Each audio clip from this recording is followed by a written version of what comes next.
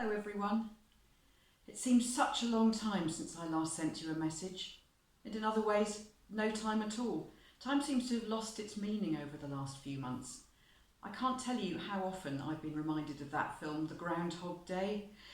It can feel extremely frustrating. I just want all of this to be over, and I know you do too. I want to see you in person, rather than recording a message to people whose faces I just long to see.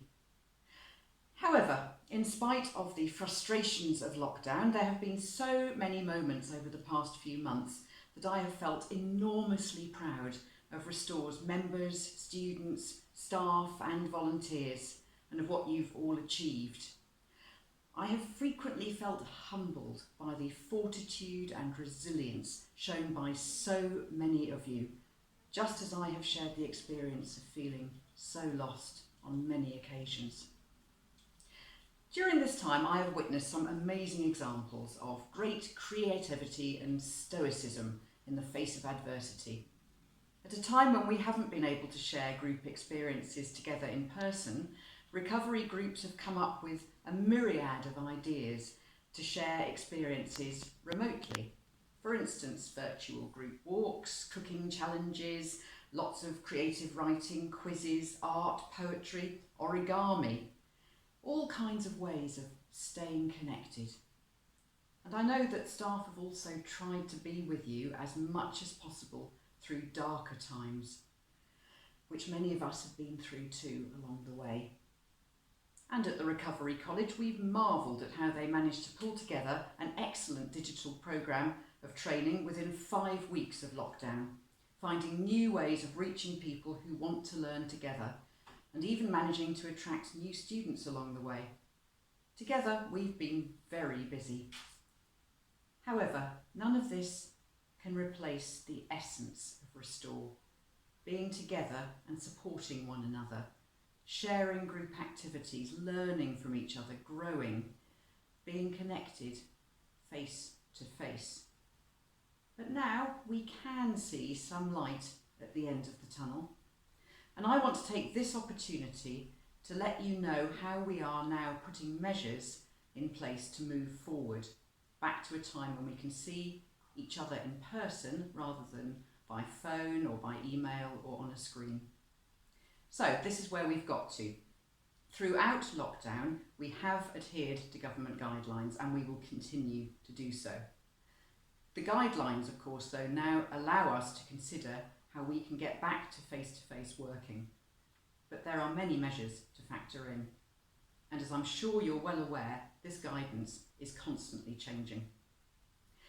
Our priority is that our approach must be carefully considered, and we are putting the safety of Restore's members, staff and volunteers at the front of everything we do. Staff are now busy getting our plans ready to open sites, but this won't be business as usual. Things will be different. We will be following all social distancing guidelines, so some activities may be curtailed. For instance, we may have to limit numbers in some areas where social distancing will be hard to achieve with full groups. It will be easier to do this on some sites and on others. For instance, it will be easier to accommodate more people safely on outdoor sites.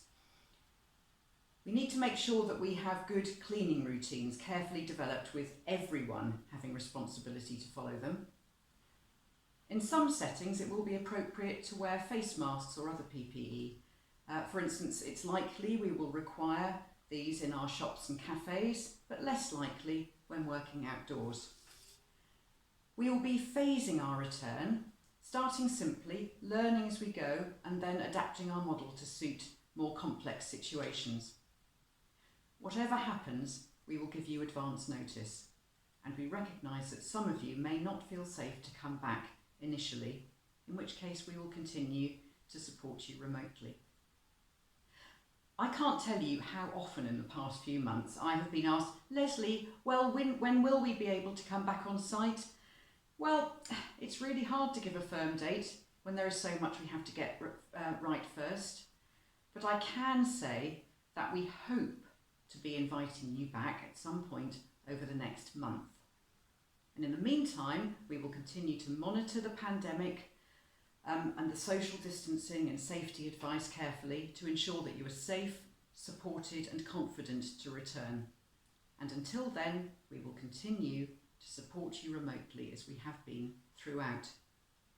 Stay well, stay safe and stay connected.